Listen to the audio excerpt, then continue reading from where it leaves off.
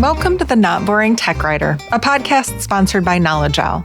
Together, we hear from other writers to explore writing concepts and strategies, deepen our tech writing skills, get inspired, and connect with our distinctly not boring tech writing community.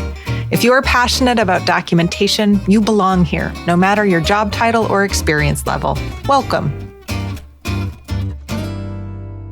Hello, lovely not boring tech writers. I'm Kate Mueller, and this is one of our solo episodes where I share things I'm thinking about or working on. I'm recording this episode in the middle of January, right after the main draw for the Australian Open has been announced. And now you know that I will be spending the rest of the month watching tennis. I hope you enjoyed some of the specialty episodes we closed out 2025 with. We certainly had a lot of fun putting them together. First, my progress update. Since my last episode, I've been working on my release tale from my big 2025 project. So I've been tidying up a few messes that I found while I was doing that, but decided were out of scope. For example, I'm slowly removing all GIFs from our documentation and replacing them with short MP4s. I find these to be a lot less distracting and also more accessibility friendly. And no, I don't want to get into a GIF versus GIF pronunciation war. I said what I said. As I threatened in my last solo episode, I've written some documentation champion guidelines for my colleagues so that they can contribute to documentation. I've done 2 sets, one for creating new docs and another for updating existing. And I've also scheduled a training to kind of go over and reinforce those guidelines and provide more explanation of why they exist and what happens if you don't follow them. Oh, that sounds a little ominous and threatening, but I'm doing the training because I really want my team to understand that there's logic and reason behind the choices, not just that I'm being, picky or trying to tell them what to do, although I potentially could be doing those 2 things also. I have also been very consistently using my daily check-in Google form inspired by Kate Pond, which I shared in episode 27. So far, this has made it much easier for me to complete my weekly check-ins, and it's also provided a nice bookend to the day. So overall, I'd say I'm happy with it. I have made one change, which is for the question, what's one thing you wish had gone better today? I've changed it from being required to optional because it turns out that there are some days when I'm oddly content with how the day went, and having it required made me feel like I had to find something that I wished had gone better. And that was just a little bit of negativity I didn't want in my day. So made that change. I would say the one bummer so far is that so far it hasn't really helped me give better appreciations and high fives to my teammates, which was really one of my big hopes for using it. But also my data set is a little untraditional because I started using it before the holidays and everybody had different schedules with the holiday vacation time off.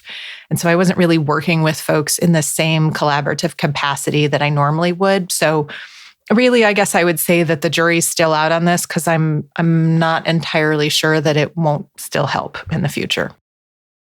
I've also been getting my very unruly docs backlog under control because I really almost completely neglected it for most of 2025 while I was working on the big project. I largely just put out little fires and stuff that felt incredibly urgent and then ignored everything else. And so I went through and triaged everything that's been sitting there and piling it up. So all of that stuff now has a priority and an effort estimate. And I've been banging out a lot of the low-hanging fruit updates, small new docs or really small changes to existing docs that people submitted that I could have probably been doing in 2025, but I forgot to check.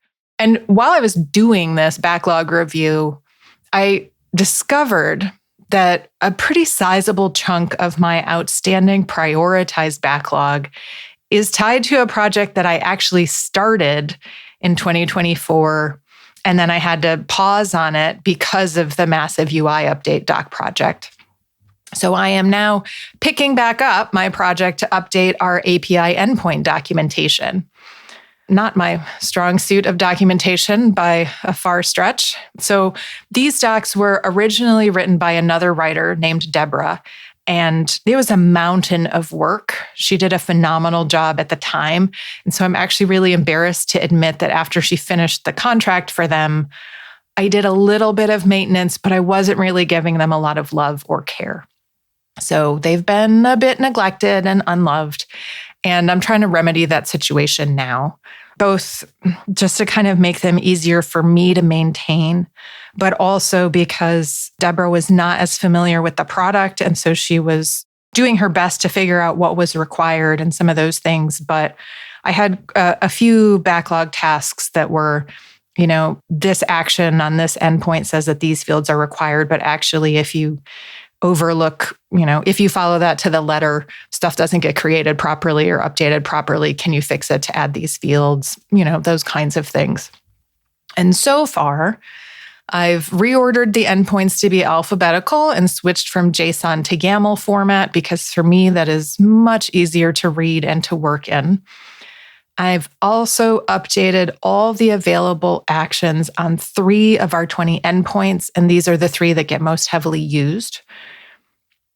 And so those updates could look like a lot of different things. I have added new fields that have been added between the time that Deborah originally created this documentation and now, because apparently I missed a whole bunch in there that I didn't know about. So that was embarrassing. I have made sure that parameters and data types and required fields are all displaying when and where they should. I've added more cross-references to features and tips in the rest of our documentation to kind of try to give people additional guidance beyond what's in the API documentation. And as a result of that, I've been slowly checking off tasks in the backlog. I would say right now, this is the biggest project that I'm most focused on while I wait for the next big round of UI changes, which I know are coming probably in the next couple months. So I'll have another big project to keep you posted on.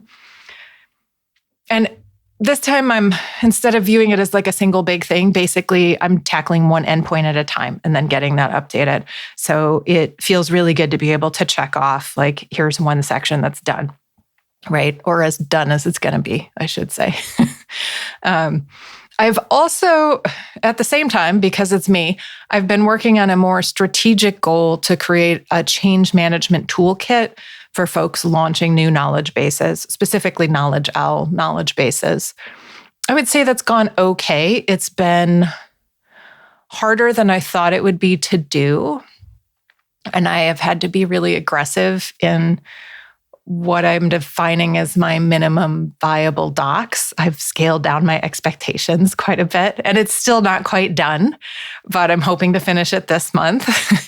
And my goal with this toolkit really is to provide a framework for our customers to use so that they can kind of define their scope for their initial knowledge base launch and communicate effectively about that before, during, and after, and then measure and report on success. This is the hope anyway. So hopefully this goes well, and I'll be able to share more details on that in my next solo episode, because in theory, it will be live by then, I hope. And of course, I've also been reflecting on my interview with Kelton Noyes.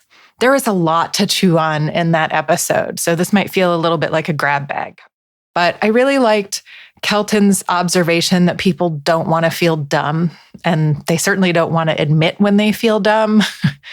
And therefore, part of what documentation does, if it's doing its job, is to give information that someone needs so that they don't feel dumb about not knowing what that something is. That can be as simple as having, on Hover tooltips to define acronyms. That was the example Kelton gave. And I think this is something all of us kind of intuitively know. And I think we often intuitively focus on doing this, to look for places that might be causing confusion or friction, or places that people might feel dumb, and to boost our documentation so that we explicitly address those places and that friction. So I'm not sure it's the most earth-shattering of observations, but it's always good to be reminded that nobody likes to feel dumb. I think in software documentation especially, sometimes there's the joke about the dumb user, that it's the user is actually the problem there. while that is sometimes true, it's also really dehumanizing. And so I prefer to kind of center the empathy of being like, I don't like feeling dumb. I bet other people don't like feeling dumb. Let me make sure that my docs are helping other people feel smart instead of dumb.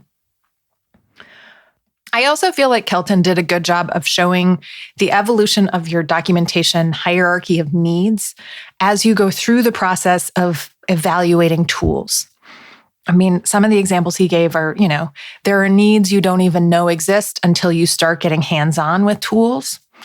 And there are things your organization thinks they need that sometimes aren't actual needs. They're more like nice to haves, or they might be things you think you need because of the limitations of your existing tool set. And then once you get into something that has a different feature set, it turns out you don't have that need because it's solved in a totally different way. And then sometimes things that you never thought you needed suddenly become very important because they help you realize that you have a problem you haven't dealt with before. He gave some great examples of each of those. The episode's really worth a listen for that.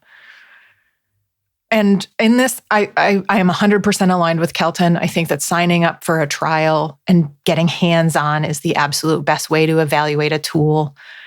In my experience, the marketing materials or documentation can say all kinds of things about what a tool is capable of. And even other writers can really heavily recommend it.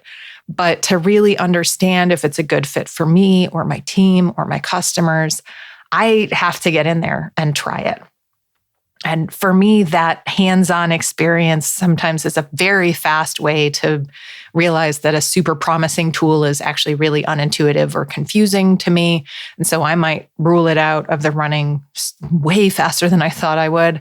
And then sometimes tools that I was a little bit like, about before I started using them end up feeling like a much better fit and a lot more intuitive and make it much further in the evaluation as well. I don't know how people pick tools without using them. I feel so sorry for y'all if you have to do that. And in talking about his experience of making the shift from support person to tech writer, well, first of all, I was a little bit in awe of Kelton for this because it took me years and years and years to get out of wearing like 4 different hats and to officially just be doing docs. And even now I say I'm just doing docs and I'm slowly letting other things creep in. So I am a very terrible guardian of my own roles. But I really liked his insight that he realized quickly that he didn't have to sell the importance of documentation, because it was really easy for people to say, oh yeah, of course documentation is important. And it was just like a non-starter. And that the reason that he was ultimately successful in shifting roles was because he focused on selling himself as being the right person to do the documentation. We are so often told, or we say to each other, that we need to make the case for docs. Internally at Knowledge All, I'm kind of called the Lorax, in part for my advocating for documentation. And so there's definitely some truth that we need to be making the case for docs. But sometimes we forget that in doing that, we also need to be making the case for our own abilities in writing documentation. Kelton, I think, is a lovely example of this, that he took initiative to create documentation or overhaul training programs kind of on his own or as like a scoped side project, and then used those successes to showcase his abilities. And it didn't end up helping him make the transition at the company where he did it. They became things that he showcased during interviews with other companies that led to the door opening for him to be a full-time writer. It's just super smart. This episode is sponsored by Knowledge All, your team's next knowledge-based solution. You don't have to be a technical wizard to use Knowledge All. Our intuitive, robust features empower teammates of all feathers to spend more time on content and less time on administration. Learn more and sign up for a free 30-day trial at knowledgeowl.com.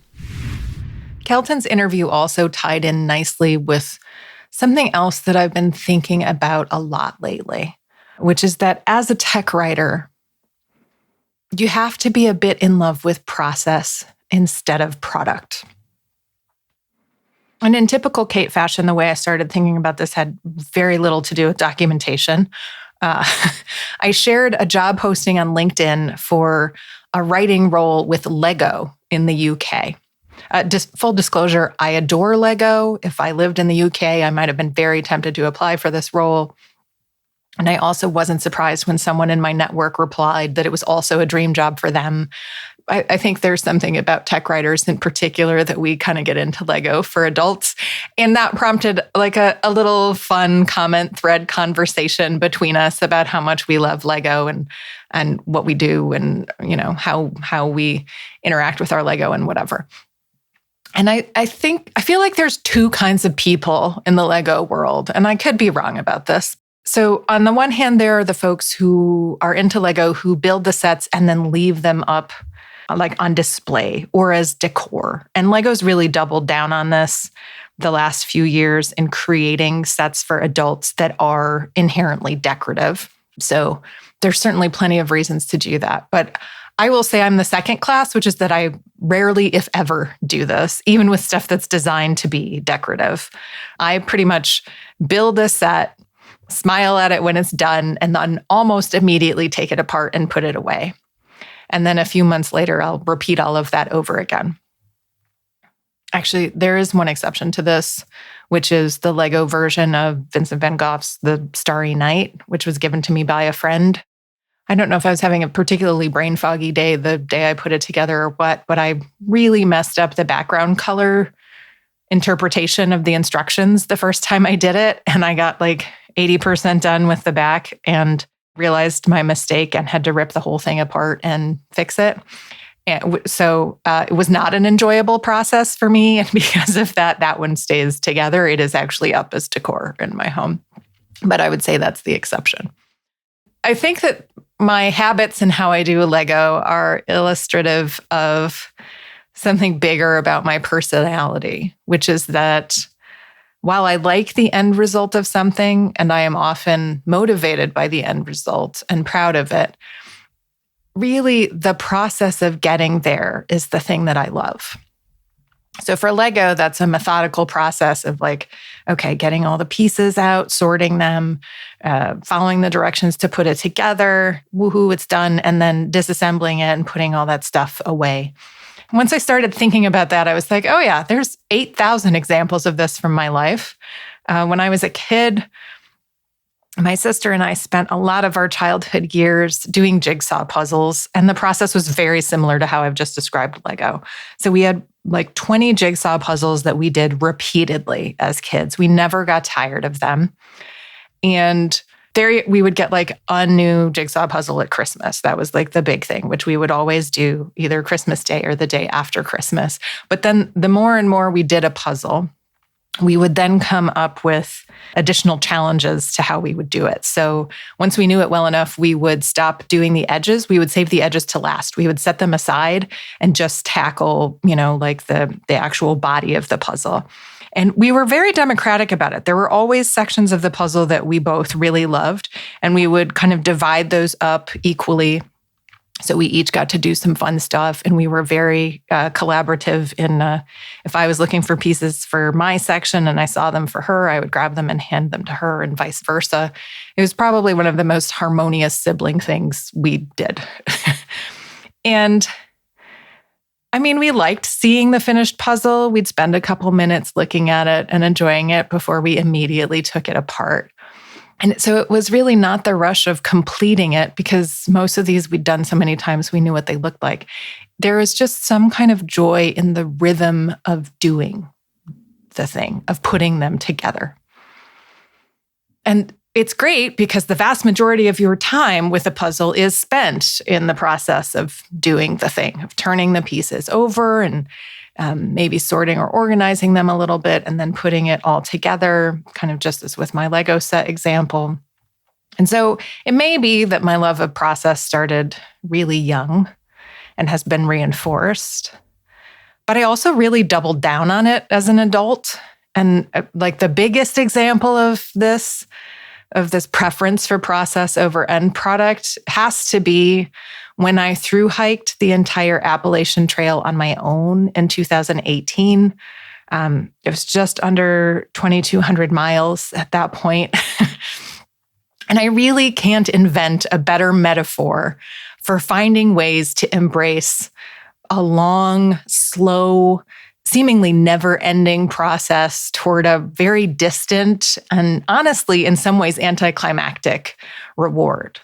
I mean, I spent 163 days on that hike, much of it in soaking wet clothing, all of it but the first 200 miles with nerve pain in my feet, which sometimes meant that it felt like I was walking on hot coals and sometimes meant that they were numb. And I just had that weird, like, pins and needly feeling, or not even pins and needly. And it was just like I had these bricks strapped to the bottom of my legs. So 163 days of that. And, you summit Mount Katahdin and you finish in a single day. And it's an incredible achievement, but you're kind of immediately like, oh, what do I do with my life now? You really have to love the process or find ways to love the process. And I gave a talk on the strategies I use to kind of survive that process at Write the Docs Portland virtually a few years ago. The talk was called Beating the Virginia Blues, Thru-hiking Strategies to Help You Survive Your Next Project. And I'll drop a link in the show notes if you want to learn more about the mindset I use for these kinds of things, where the process itself is maybe not the most enjoyable, but you have to find ways to enjoy it. So yeah, process is kind of my bread and butter, I would say. As I was compiling my notes for this episode, it kept making me think of a song by the band The Wild Reeds from their album The World We Built, which is called Fruition.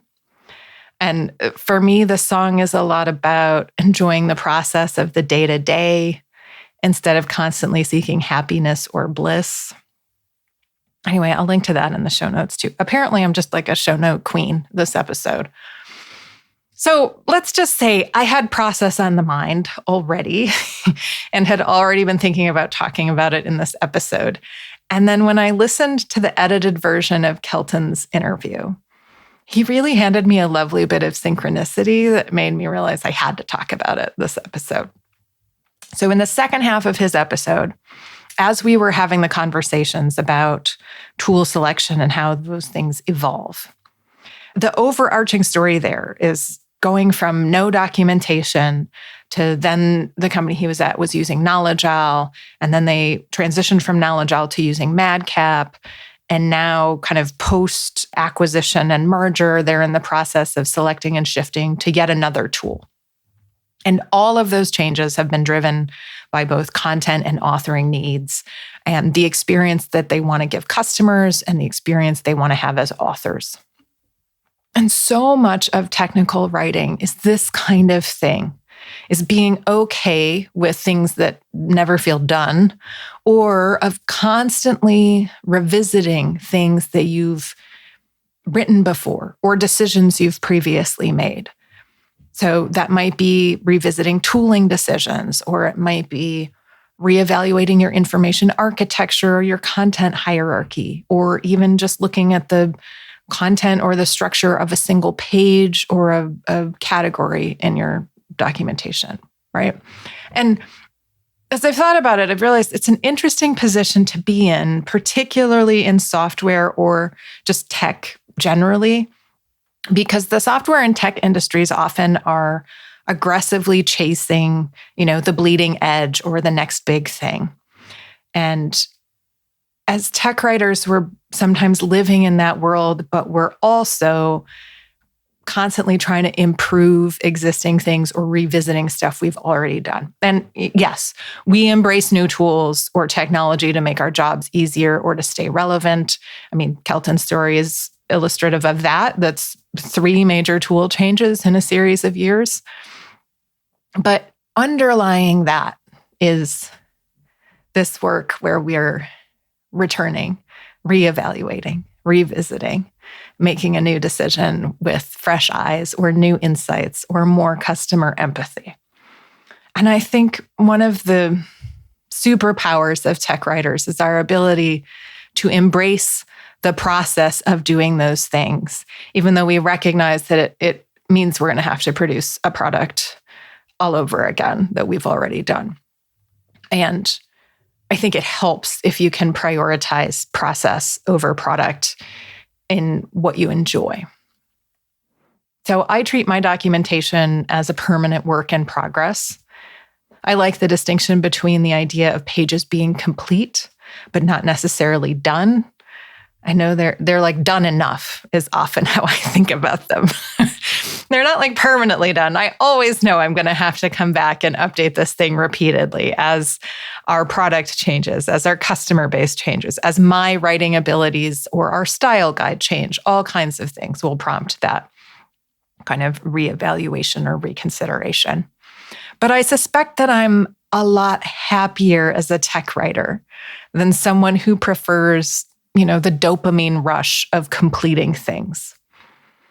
I imagine that I live my work life with less frustration at having to go back and do something over again or revisit things because I have that both love of process, but also the expectation that I'm going to have to come back and do it again. I think it just really helps that I'm somebody who kind of loves process. But I also know that love of process, which is one of my greatest strengths, is conversely also one of my greatest weaknesses. And so this month, I'm trying to kind of balance those things because sometimes that love of process means that I spend more time on things than I probably should. Like, think back to my sister and I making puzzles a little bit harder as we did more of them because it was more fun for us that way. I know that I have this little bit of an Achilles heel. And so I'm trying to give myself permission to release products like this change management toolkit I've been working on that don't feel even remotely close to being done or perfect, but feel complete unto themselves, complete enough that they feel like an improvement over what I've already had, to get those out into the world, to hopefully get some feedback from my readers, and also maybe to break a little bit of my obsessive love with the process and focus on the product. If you're not a process person, I hope this month that you can find a way to embrace the process a little bit more. Or, as we would say in the endurance community, you find a way to embrace the suck. And if you are a process person like me, and that's not the suck for you at all, I hope you can find a way to let go of a little bit of process and maybe celebrate those products just a little bit more. Get a couple more of them out the door. And as always, if you have other ideas for topics or guests, if there's a bit of the tech writing world that your life would be improved by hearing an episode on, or if you'd just like to tell us what you're getting out of the show, please message us on LinkedIn or Blue Sky at The Not Boring Tech Writer, or email tnbtw@knowledgeowl.com. Also, we've made a slight tweak to the notboringtechwriter.com. There's a new Suggest a Guest tab. You can fill out a form there to recommend yourself or someone else as a new guest. Please, please, please go do it. I'm very excited to welcome some new faces and some new voices to the pod.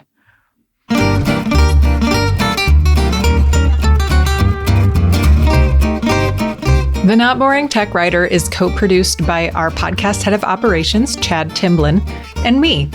Post-production is handled by the lovely humans at Astronomic Audio, with editing by Dylan, transcription by Maddie, and general post-production support by Bean and Alex. Our theme song is by Brightside Studio. Our artwork is by Bill Netherlands. You can order the Not Boring Tech Writer t-shirts, stickers, mugs, and other merch from the merch tab on thenotboringtechwriter.com. You can check out Knowledge Owl's products at knowledgeowl.com. And if you want to work with me on docs, knowledge management coaching, or revamping an existing knowledge base, go to knowledgewithsass.com. That's knowledgewithsass.com. Until next time, I'm Kate Mueller, and you are the Not Boring Tech Writer.